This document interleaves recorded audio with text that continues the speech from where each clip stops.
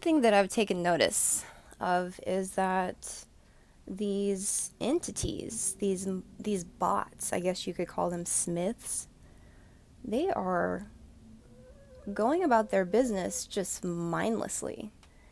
They're perfect little puppets for their programs. So don't take it personally, right? It's really important that we detach ourselves from the matrix. That's not us. That's their shit. And we're not going to take that, we're not going to put that on ourselves.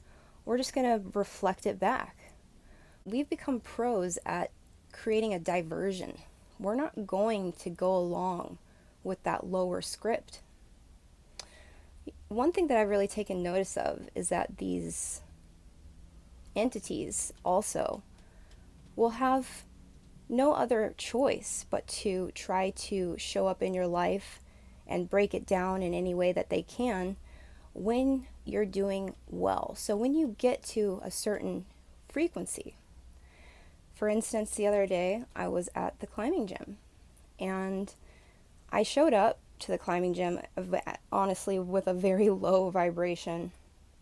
I just pretty much learned that I had lost a parent, and I knew that the best thing for me to do, the way to cope, was to go climb. So I showed up at the gym really low vibration and things were really good, like copacetic. I kind of fit in the way that I wasn't seeing any discrepancies. Like the matrix was working with me. Things really were cohesive. But it wasn't until like midday that I really rose into a higher frequency that I started to see that polarity where the matrix was like, nope, you can't go into those higher realms, or else I'm going to show you the contrast. I'm going to show you people, places, things, circumstances that are going to test that, challenge that frequency. So, out of nowhere, I get a knock on my door, and the woman is acting like a cop. But she looks like she works at Chipotle. She's basically berating me, telling me that I need to open my door and I need to have a conversation with her. Now, one thing I will teach you here and now is that as new Matrix owners, you got to show up to every situation knowing that you're in charge. You know why? Because you are the co-creator of your experience. You're the one working with the higher force. So everything that you're experiencing, everything that you're seeing in your perception is just a reflection of you. So when someone comes and knocks on your door acting like they own you, so that is when you can take a step back and own yourself, own your power, own the present moment. So going back to that situation, I gave myself a few moments of breath work while I was experiencing this interruption. I wanted this woman to know that I was owning my own space. Little context for the video: I'm in a climbing gym parking lot. I have paid a membership fee. I have entered into a legal agreement for me to be there, and I can legally park where I'm at in that lot. Now, this woman has been made known this information. She already made a round, and I had let her know that if she had any more questions, she could speak to the owner of the gym. But a few minutes later, as a Smith would, they make their rounds again. And this is what you'll see in the video here and now. You guys, she's really trying.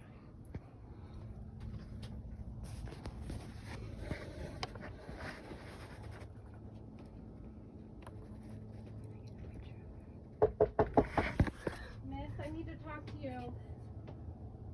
I'm the owner of the property, and if I don't hear from you, I'm going to have to tow your car. So you can see, after that happened, I took a step back and I owned my space. after I turned off the video, I went into a short conversation with her. She was very confused about the parking, and uh, there was going to be a competition there that weekend. But I looked at my phone, and it's Thursday. The competition's Saturday. And she's really being rigid about the parking spaces, and I had to let her know, no worries. I'm here for another hour. I don't live in this city. You won't see me.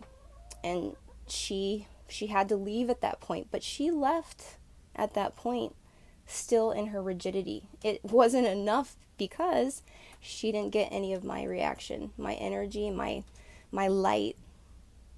No, she got neutrality and she got reality, right?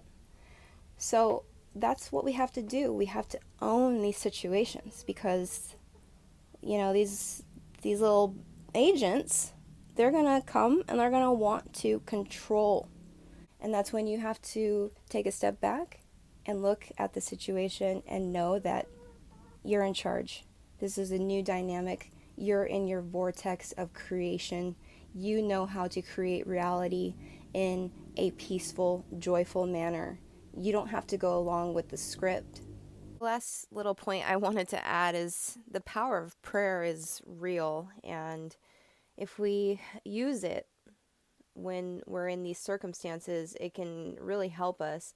I once had a circumstance similar to what you just saw, and it was actually two women coming to really hound me about something that was pretty, it was out of alignment, but in their realm it was necessary and they were concerned. And but I just took a moment to pray to Gaia. I asked, Mother Earth, please protect me. Please keep me safe in this sacred place and show these intruders, these people who are disturbing my peace. Please show them out and let them know that I don't want them here, basically. And this actually happened this summer when I was up in the mountains, and you never know what the weather is going to be like up there. And it basically started hailing out of nowhere. It was like the most sunny, summery day, and it just started hailing, like the kind of hail that you don't want to be in. You run for cover. And I watched these two women right outside my door, and all of a sudden it just started hailing on them, and they ran into their trucks and they had to go. And Mother Earth was like, there you go. So the prayer is another huge aspect of that, and I just really wanted to add that as well. So thank you so much for watching. I hope that helps you guys. I love you all. You take care. Peace.